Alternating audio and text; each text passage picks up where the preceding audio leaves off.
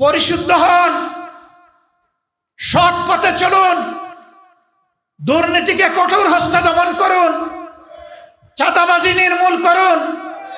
কথা দিচ্ছি আমরা 18 কোটি মানুষ আপনাদেরকে সাহায্য করব। কিন্তু জনগণের আকাঙ্ক্ষার বিপরীতে চললে এদেশের জনগণ এবং আমরা কাউকে ছেড়ে দিয়ে কথা বলবো না। 1 কোটি 1.5 কোটি মানুষকে তারা চাকরি দিবেন, তাই না? তো অনেকে বলে যে চাকরি তো দিয়েই দিয়েছেন, আর দেওয়া লাগবে কেন? টেম্পু স্ট্যান্ডের চাকরি। ধন্যবাদ জানাই তাদের দলীয় একজন সিনিয়র নেতা কালকে বলেছেন যে আমরা হতাশ, 5 মাসের এই সরকারের সময় দুর্নীতি বন্ধ করা যায়নি, বরঞ্চ দুর্নীতি বৃদ্ধি পেয়েছে। তিনি বলেছেন, এটা আমার কথা না। তার বাসায় সবাই দুর্নীতিতে লিপ্ত, একজন ছাড়া, তিনি তারেক রহমান সাহেব। আমি বুঝলাম না, তারেক রহমান সাহেব প্রধানমন্ত্রী, তিনি চান না, অথচ দুর্নীতি সবাই করে, এটা কিভাবে হবে? অনেকে বলেছেন আমাদের দলের এতজন শহীদ হয়েছে। আমরা বলি যে শহীদরা কোনো দলীয় সম্পত্তি নয়, শহীদরা জাতির সম্পদ। একবারের জন্য জামাতে ইসলামী বলে নাই যে আমাদের এতজন শহীদ হয়েছে। আমরা প্রতিজন শহীদকে সম্মান করি এবং জাতির সম্পদ হিসাবে তারা সবাই আমাদেরও সম্পদ। আপনি রুখে দাঁড়ালেই আপনি বাংলাদেশ, আপনি মাথা নত করলেই একদম সর্বনাশ। এই হারা যাবে না, জিততে হবে ইনশাআল্লাহ। অশুভ শক্তির বিরুদ্ধে বুক টান করে লড়েই জিতবো ইনশাআল্লাহ। 2024 সালের এই দিনটা বিশেষ করে আমাদের সংগঠনের জন্য ছিল খুবই স্পর্শকাতর। তৎকালীন ফ্যাসিস্ট সরকার এই দিনেই অবৈধ অন্যায়ভাবে আমাদেরকে নিষিদ্ধ ঘোষণা করার কথা ছিল। পরে তারা একদিন পিছিয়ে 1 আগস্ট এই অপকর্মটি তারা করেছিল। আমরা সাথে সাথে প্রেস কনফারেন্স করে এটা প্রত্যাখ্যান করেছিলাম এবং জনগণকে, আমাদের সহকর্মীদেরকে আহ্বান জানিয়েছিলাম যে এই দেশে প্রতিবাদের শেষ ঠিকানাও এই সরকার যেহেতু নিশ্চিহ্ন করে দিতে চাচ্ছে, এখন আর বসে থাকার সময় নাই। এখন সবাইকে ঝাঁপিয়ে পড়তে হবে, আন্দোলনকারী জনতার সাথে মিশে যেতে হবে। আলহামদুলিল্লাহ, মাত্র 3 দিনের ব্যবধানে সরকার মাথা নত করে এই দেশ থেকে পালিয়ে যেতে বাধ্য হয়েছে। তারা আমাদেরকে নিষিদ্ধ করেছিল 1 আগস্ট, আর দুপুরে রান্না ভাত ফেলে তারা চলে গেছে 5 আগস্ট। আল্লাহ তাআলা তাদের কিসমতে ওটা রাখেন না।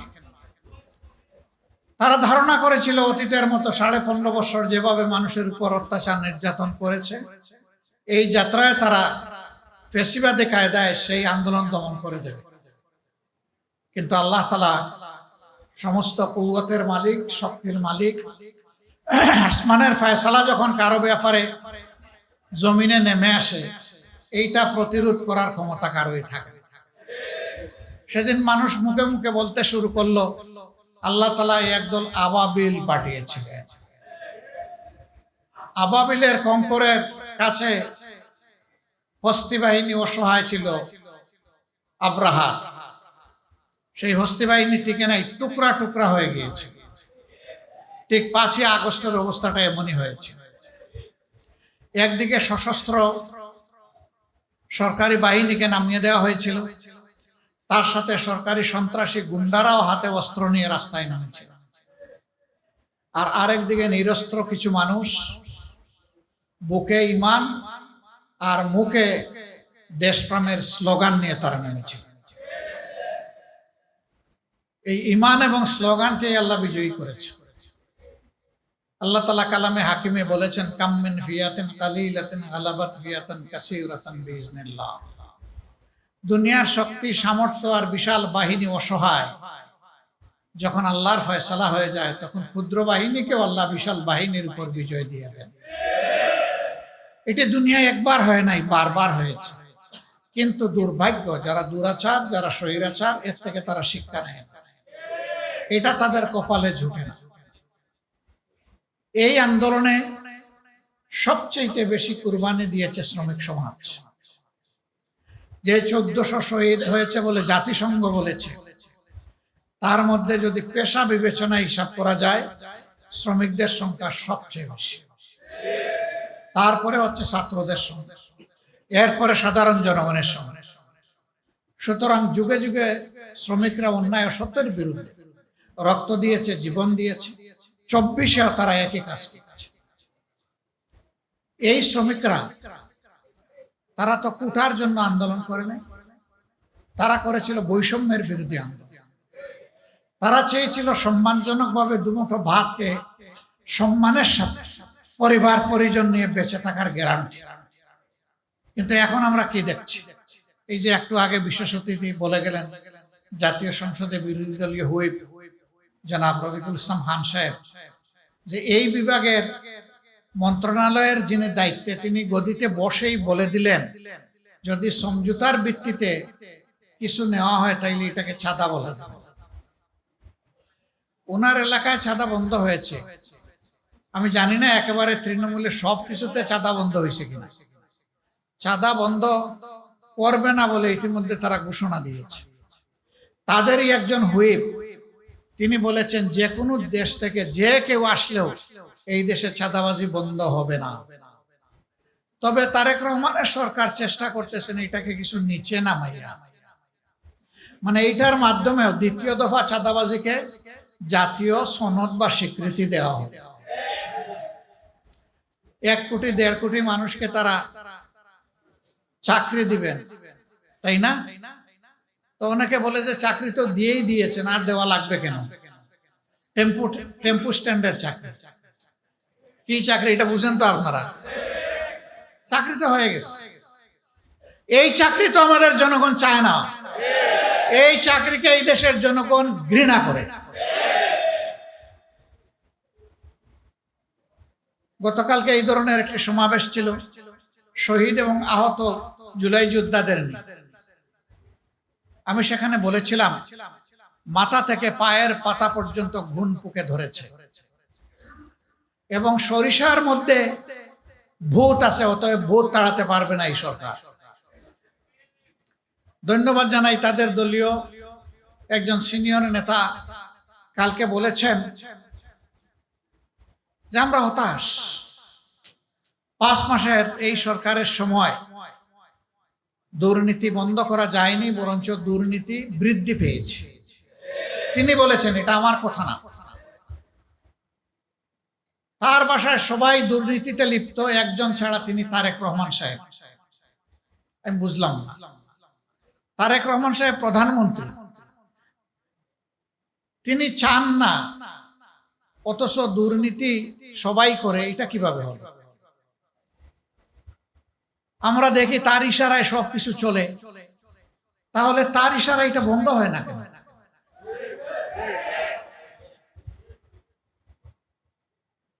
আল্লাহ ভালো জানেন মাথা থেকে পায়ের পাতা পর্যন্ত একই, সবকিছু একই কিনা আল্লাহ ভালো জানেন। আমরা দেখতে পাচ্ছি ব্যর্থতার দায় যখন স্বীকার করলেন, তখন কি এই সরকারের আর ক্ষমতায় থাকার কোনো নৈতিকতা থাকে? নৈতিক দিক থেকে সরকার তার অধিকার হারিয়েছে দেশকে পরিচালনা করা। তিনি তো প্রেসের সামনে খোলামেলা বলেছেন, তো এটা তো গোপন কোনো কথা না, এটি হচ্ছে এই সরকারের আমলের বাস্তব চিত্র। ফেডারেশনের 12 দফা দাবি আমি দেখলাম এক এক করে, এবং এইখানে তার কিছু ফেস্টুনও টানানো আছে। দাবিগুলা করতে হবে কেন? এটাই তো হওয়া উচিত সমাজে। করতে হচ্ছে এই কারণে যে সমাজে ন্যায্য অধিকারটা প্রতিষ্ঠিত হয় তো নাই, বরঞ্চ অধিকার নিয়ে কাড়াকাড়ি হচ্ছে। চাঁদাবাজদের হাতে যেখানে সেখানে পরিবহন শ্রমিকরা তারা নাজেহাল হচ্ছেন। চাঁদা দিতে অস্বীকার করলেই তাদের উপর বিপদ নেমে আসছে, তাদেরকে মারধর করা হচ্ছে, আহত করা হচ্ছে, গাড়ি ভেঙে দেওয়া হচ্ছে। কারা করছে? সরকারি দলের লোকেরা করছে, এটা পরিষ্কার। আমরা আপনাদের দাবির সাথে সম্পূর্ণ একমত, এবং আমরা পরিষ্কারভাবে বলতে চাই, এই বাংলাদেশ থেকে ইনশাআল্লাহ ভূত তাড়ানো হবে। রক্ত তো সবাই মিলেই দিয়েছি। আমরা জুলাইয়ের এই অর্জনকে নিজেদের দলীয় অর্জন হিসাবে কখনো দাবি করি না এবং করব না। এই অর্জন 18 কোটি মানুষের অর্জন। আমি সকলকে অনুরোধ করব, এককভাবে কেউ যেন এর কৃতিত্ব দাবি না করে। ব্যক্তি হোক, দল হোক, গোষ্ঠী হোক, এইটা কারো একার নয়। 10 মাসের যে সন্তানকে মা কুলে নিয়ে রাস্তায় নেমে এসেছিলেন, ওই সন্তানের দাবি কি ছিল? ওই সন্তানের দাবি তার মায়ের মুখ দিয়ে বের হয়ে এসেছিল যে আমার সন্তান আগামীতে একটা বৈষম্যহীন বাংলাদেশ দেখতে চায়। অতএব এটা কোনো গোষ্ঠীর আন্দোলন ছিল না, 18 কোটি মানুষের আন্দোলন ছিল। অনেকে বলেছেন আমাদের দলের এতজন শহীদ হয়েছে। আমরা বলি যে শহীদরা কোনো দলীয় সম্পত্তি নয়, শহীদরা জাতির সম্পদ। একবারের জন্য জামাতে ইসলামী বলে নাই যে আমাদের এতজন শহীদ হয়েছে। আমরা প্রতিজন শহীদকে সম্মান করি এবং জাতির সম্পদ হিসাবে তারা সবাই আমাদেরও সম্পদ। আহত পঙ্গু যারা হয়েছেন তারা এখনো কষ্টে কাতরাচ্ছেন। বুলেট পিলেট শরীরে নিয়ে তারা রাতে ঘুমাতে পারেন, কাজকর্ম করতে পারে না, অকেজো হয়ে পড়েছে। তাদেরকে যেভাবে স্বীকৃতি এবং সম্মান দেখানো উচিত সেটা দেখানো হচ্ছে না। আমরা পরিষ্কারভাবে দাবি জানাই, অবশ্যই জুলাইয়ের শহীদ এবং জুলাই যোদ্ধাদেরকে তাদের প্রাপ্য সম্মান দিতে হবে। যদি তাদেরকে তাদের প্রাপ্য সম্মান দেওয়া হয়, তাহলে মায়েদের গর্ভে আরো বেশি বেশি করে বীর জন্ম নেবে ইনশাআল্লাহ। আর যে জাতির মায়েরা বীর সন্তান জন্ম দেবে, সেই জাতি বিশ্বের কোনো দানবের কাছে মাথা নত করবে না। আমরা কোনো আধিপত্যবাদের কাছে মাথা নত করব না। অনেকে আমাদেরকে পার্টি নন গ্রাটা, মানে তাদের দেশে এই পার্টিকে তারা বরণ করবে না বলে ঘোষণা দিয়েছে। আমরা এগুলা কেয়ার করি না। আল্লাহ তাআলা বাংলাদেশে জন্ম দিয়েছেন, এই বাংলাদেশের লাভ ক্ষতি হচ্ছে আমাদের লাভ। এই বাংলাদেশ নিয়েই বাঁচতে চাই, এই বাংলাদেশের জনগণের জন্য লড়াই করতে চাই, এই বাংলাদেশের জনগণের হাতে হাতে তাদের অধিকার তুলে দিতে চাই। এর আগ পর্যন্ত আমরা থামবো না ইনশাআল্লাহ। সম্মানিত ভাইয়েরা, আপনারা সব জায়গায় রুখে দাঁড়ান। আপনি রুখে দাঁড়ালেই আপনি বাংলাদেশ, আপনি মাথা নত করলেই একদম সর্বনাশ। এই হারা যাবে না, জিততে হবে ইনশাআল্লাহ। অশুভ শক্তির বিরুদ্ধে বুক টান করে লড়েই জিতবো ইনশাআল্লাহ। এবং এদেশের মানুষের অধিকার আমরা ছিনিয়ে আনবো। ধানাই পানাই করা হচ্ছে গণভোটের রায় নিয়ে, আমাদের স্পষ্ট কথা, এই রায় মানতে হবে। 70% জনগণ রায় দিয়েছে। যদি গণতন্ত্রে বিশ্বাস করেন এবং নিজেদেরকে গণতন্ত্রের দল এবং সরকার মনে করেন, তাহলে 70% মানুষের রায় অবশ্যই মানতে হবে। এই রায় অস্বীকার করার মানে হচ্ছে জনগণকে অপমান করা। জনগণের অপমান আমরা বরদাস্ত করব। আমরা কথা দিয়েছি লড়ে যাব ইনশাআল্লাহ। আমরা কথা দিয়েছি বিজয়ী হব আল্লাহর সাহায্যে বিইজনিল্লাহ। আল্লাহ সবসময় ন্যায় এবং হকের পক্ষে থাকেন, মজলুমের পক্ষে থাকেন। আমরা আগেও মজলুম ছিলাম, এখনো মজলুম। আপনারা বুঝতে পারছেন, আমাদের বিরুদ্ধে হাজার ষড়যন্ত্র হচ্ছে। মহান আল্লাহ আমাদের জন্য যথেষ্ট। হাসবুনাল্লাহু নি'মাল ওয়াকিল, নি'মাল মাওলা ওয়া নি'মান নাসির। আমরা আল্লাহর পর চূড়ান্ত ভরসা রাখি, আল্লাহর সাহায্য চাই এবং আল্লাহর জন্য মরতেও চাই, জীবন দিতে চাই। আল্লাহর হুকুমে এই মানবতার জন্য আমরা জীবন দিতে চাই। এই জীবন দেওয়াকে গৌরবের মনে করব যদি মানুষের অধিকারের জন্য লড়াই করে আল্লাহ তাআলা আমাদেরকে কবুল করেন। সম্মানিত ভাইয়েরা, আপনারা আজকে চলে যাবেন, কিন্তু একটা শপথ নিয়ে যান যে জীবনে নিজে কোনো অন্যায় করবেন না, আর কোনো অন্যায়কে প্রশ্রয় দেবেন না। যদি এই শপথ নিতে পারেন, তাহলে আল্লাহর ওই কালাম এই কালামের কেরামতি দেখবেন ইনশাআল্লাহ। কাম মিন ফিয়াতিন কালিলাতিন গালাবাত ফিয়াতান কাসীরাতান বিইজনিল্লাহ। এখন যারা দেশ শাসন করছেন 8 তারিখ যখন আমাদের উপদেষ্টা মহোদয়ারা যখন শপথ নেন, আমার পাশের চেয়ারে বসেছিলেন একজন গুরুত্বপূর্ণ নেতা। তিনি আমাকে জিজ্ঞেস করতেছেন এটা কি দেখলাম। আমি বললাম আপনিই বলেন। তিনি বললেন এইটাই মিরাকল, এইটাই আল্লাহর কুদরত। আমি বললাম যে এখানে আমাদের কারো কি কোনো বড় অবদান আছে? তিনি বললেন না, সমস্ত অবদান আল্লাহ তাআলা। তো সেই তখন বললেন তো এখন এটা ভুলে যাচ্ছেন কেন? এখন সিন্নির বাগ পাটোয়ারা নিয়ে ঝাপটা ঝাপটি করেন কেন? সেই আল্লাহকে ভয় করুন, যে আল্লাহ মহা বিপদ থেকে এই জাতিকে রক্ষা করেছেন। হঠকারিতা করে জাতির কপালে এরকম মহা বিপদ ডেকে আনবেন না, তাহলে ইতিহাসে রাস্তা করে নিক্ষিপ্ত হবেন। পরিশুদ্ধ হন, সৎ পথে চলুন, দুর্নীতিকে কঠোর হস্তে দমন করুন, চাঁদাবাজি নির্মূল করুন। কথা দিচ্ছি আমরা 18 কোটি মানুষ আপনাদেরকে সাহায্য করব। কিন্তু জনগণের আকাঙ্ক্ষার বিপরীতে চললে এদেশের জনগণ এবং আমরা কাউকে ছেড়ে দিয়ে কথা বলবো না। আল্লাহ রাব্বুল আলামিন আমাদেরকে সেই শক্তি দান করুন।